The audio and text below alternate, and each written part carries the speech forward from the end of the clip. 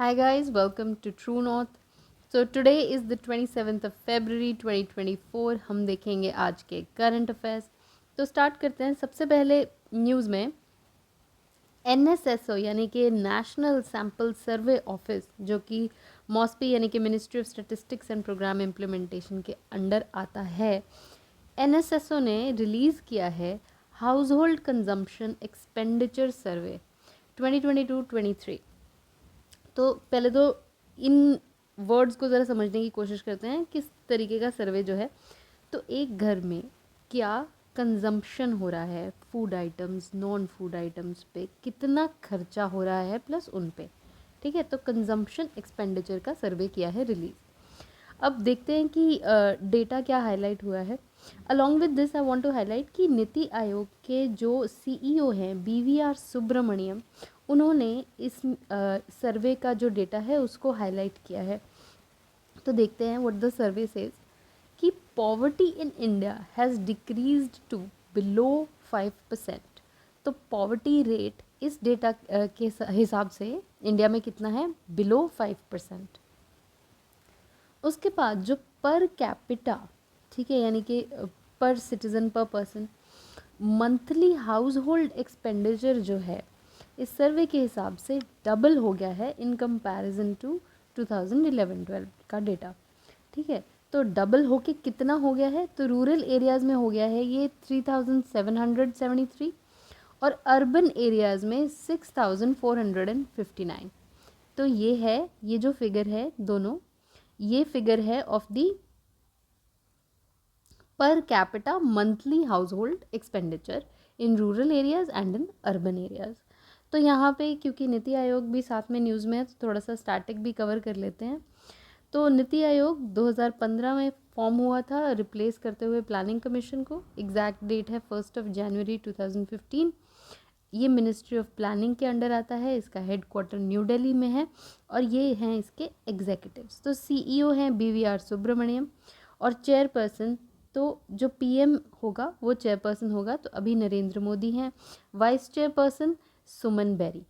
ठीक है, तो ये हमने नीति आयोग के बारे में भी देख लिया और हमने कवर किया NSSO का HCES house hold consumption expenditure सर्वे.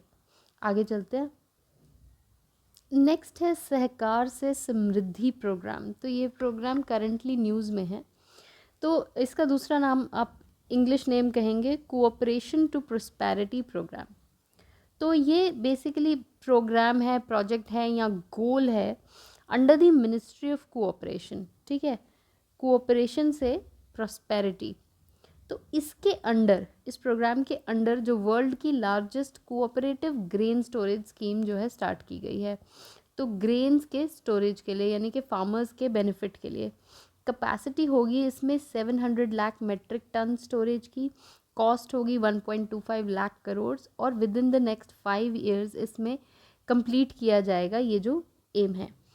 तो इससे हेल्प होगी फार्मर्स को अपने प्रोड्यूस को स्टोर करने में, और अगर वो थोड़े देर वेट करके राइट प्राइस राइट टाइम पे उसको सेल करना चाहते हैं तो they will be able to store their grains and wait.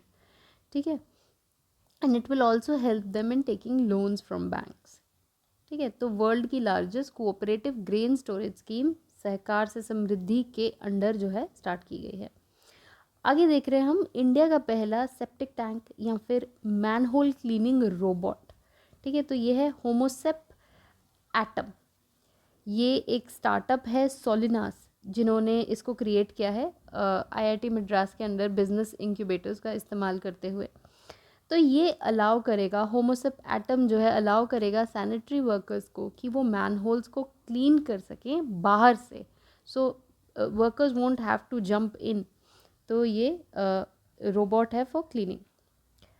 आगे देख रहे हैं हम कि पेटीएम पेमेंट बैंक के जो चेयरमैन थे उन्होंने कर दिया है रिज़ाइन. तो Vijay Shekhar Sharma, who is the founder and the CEO of Paytm, तो इन्होंने पेटीएम पेमेंट्स बैंक के बोर्ड मेंबर और नॉन एग्जेक्टिव चेयरमैन की पोस्ट से रिज़ाइन कर दिया है. अर्लियर हमें पता है कि RBI ने कुछ रिस्ट्रिक्शंस लगाई थी PPB पे, यानी कि पेटीएम पेमेंट्स बैंक पे, और अब इन्हें आरबीआई ने ऑर्डर किया है टू स्टॉप बैंकिंग एक्टिविटीज़ यानी कि वाइंड अप करने को फ्रॉम मार्च 15। ठीक है, आगे देखते हैं।